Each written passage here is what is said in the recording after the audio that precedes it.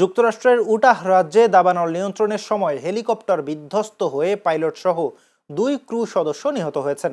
শুক্রবার স্থানীয় সময় সকাল 10টার দিকে রিচফিল্ডের কাছে একটি জলাধার এলাকায় সিকোরস্কি S-64 স্কাইক্রেন হেলিকপ্টারটি বিধ্বস্ত হয়। মার্কিন বন বিভাগের সঙ্গে চুক্তির আওতায় হেলিকপ্টারটি পরিচালনা করছিল হেলিকপ্টার ট্রান্সপোর্ট সার্ভিসেস।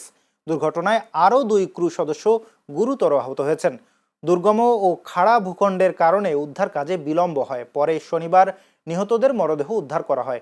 দুর্ঘটনার পর নিরাপত্তার কারণে অগ্নি নির্বাপন কার্যক্রম সাময়িকভাবে স্থগিত রাখা হলেও পরে তা আবারও শুরু হয়। 27 জুলাই বজ্রপাত থেকে শুরু হওয়া ওয়াইল্ড মাউথ 2 দাবানলে ইতোমধ্যে 1,11,000 একরের বেশি এলাকা পুড়ে গেছে।